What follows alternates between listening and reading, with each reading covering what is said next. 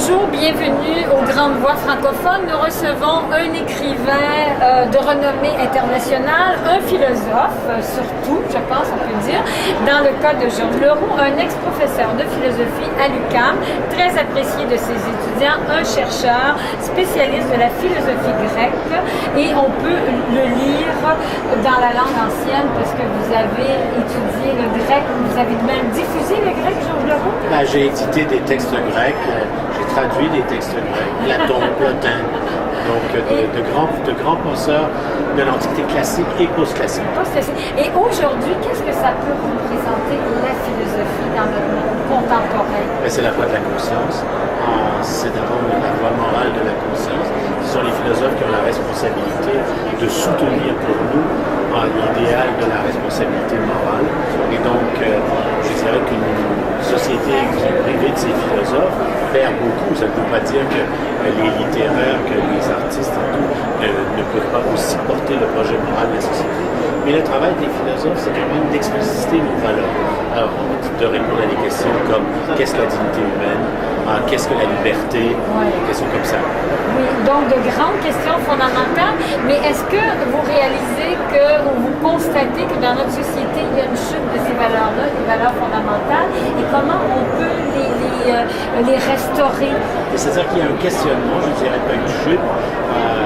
Nos jeunes sont particulièrement préoccupés de la dignité humaine.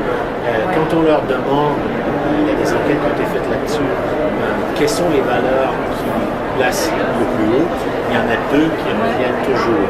Alors, la première, si ça va vous intéresser, c'est la solidarité avec les démunis. Donc, la solidarité internationale. C'est la valeur que les jeunes, aujourd'hui, placent le plus haut.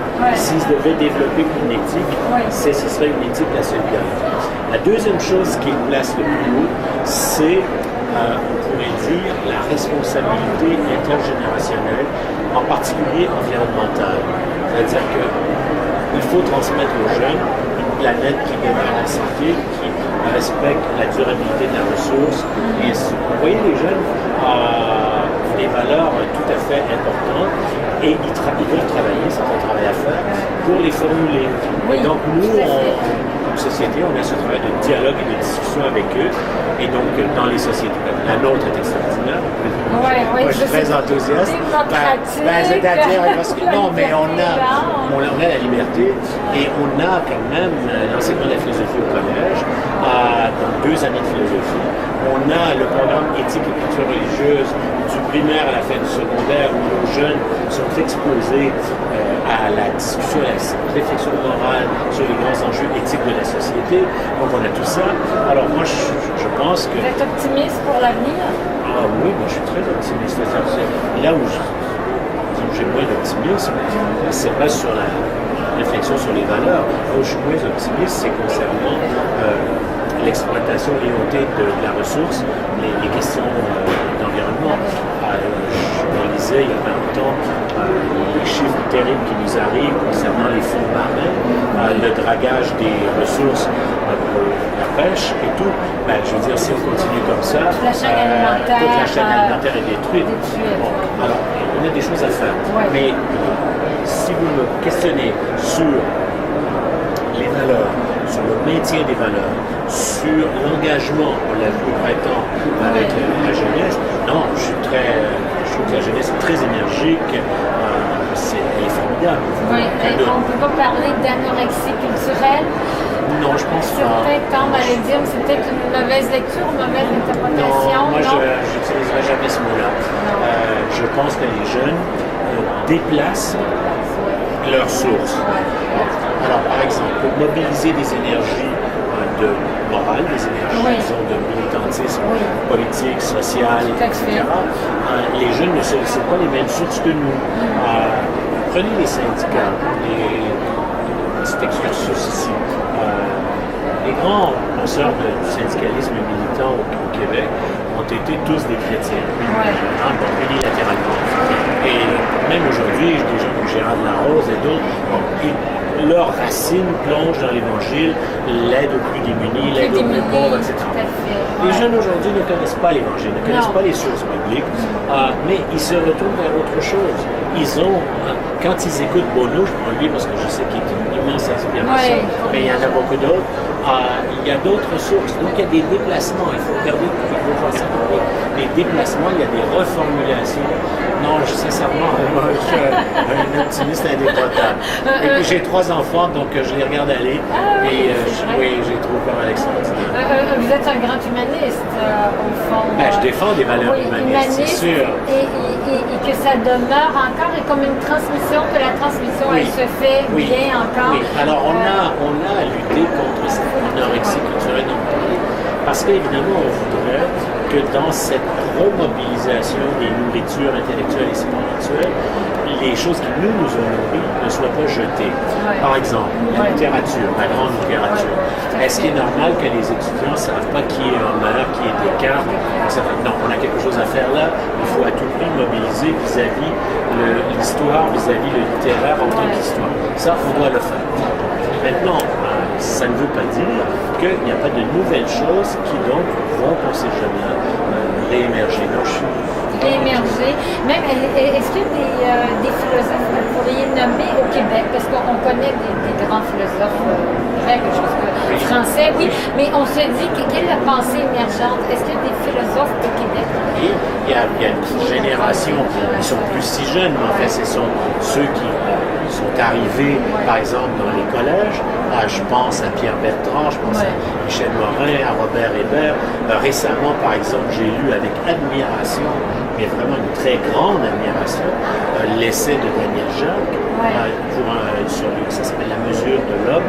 C'est justement une apologie, un plaidoyer extraordinairement bien argumenté sur un nouvel humanisme. Donc, non, l'écriture est là. L'écriture est là aussi, il y a des penseurs importants. Oui, il y a des penseurs importants. Mais c'est vrai qu'on parle beaucoup plus d'une culture du spectacle, de l'éphémère. Donc, on a l'impression que les figures emblématiques sont moins présentes. Peut-être, mais...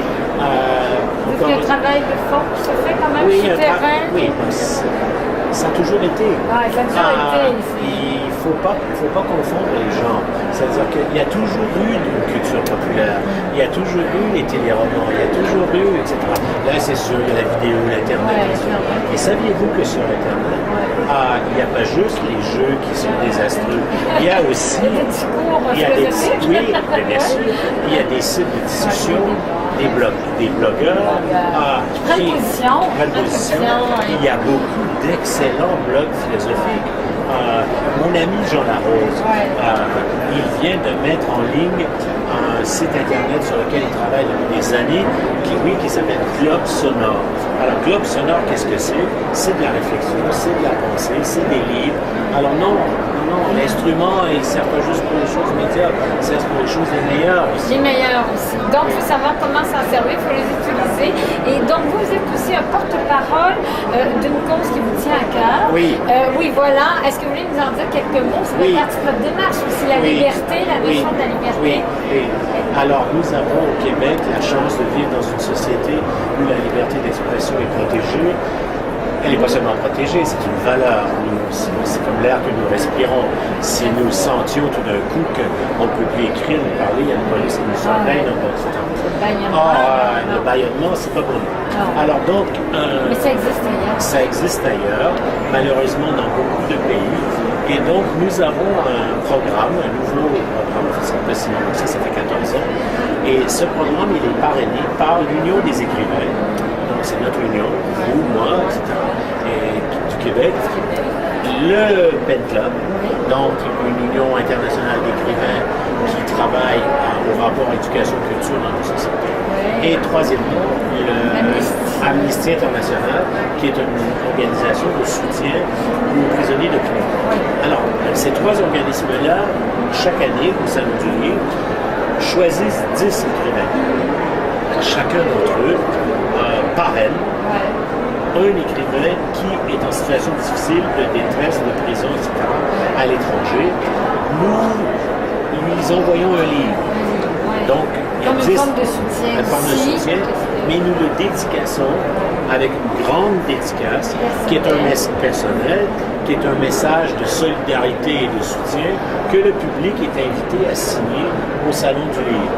Donc, nous avons un kiosque qui est parrainé par l'UNEC, et dans ce kiosque, le public vient absolument soutenir les prisonniers de guerre. Moi, par exemple, cette année... Oui, vous êtes jumelé avec qui? Alors, je suis jumelé, c'est le mot... Oui, vietnamien, il s'appelle Nguyen Hoan Hai. Alors, ce monsieur est un blogueur qui, pour son malheur, a fait un blog critiquant la corruption et la collusion au Vietnam dans les rapports avec la Chine. En fait, je crois comprendre qu'il s'agit principalement des questions de collusion entre l'ancien appareil communiste et la Chine communiste. Donc, la démocratie vietnamienne n'est peut-être pas ce qu'elle prétend être. Bon, alors lui, il écrit beaucoup de choses sur l'Internet et tout, et puis on l'a emprisonné. Donc, il est dans une peine de prison qu'il a faite plusieurs années. Au moment où il a été libéré, figurez-vous, il a été réemprisonné sous le prétexte fallacieux de la fraude fiscale. Alors, c'est complètement ridicule, évidemment. Mais vous savez, c'est un prétexte très souvent utilisé dans les régimes totalitaires, parce qu'on ne peut pas facilement le démontrer. Exactement. C'est le prétexte qu'a utilisé Poutine pour se débarrasser de son principal ennemi politique, le magnat du pétrole, vous vous rappelez. Il était toujours en prison d'ailleurs.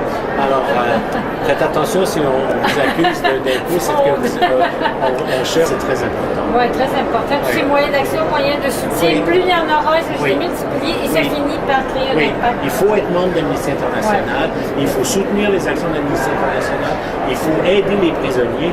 On peut leur écrire, tout ça sur le site internet d'Amnesty et aussi sur le site de l'UNEC, le site du PEN aussi, bien entendu.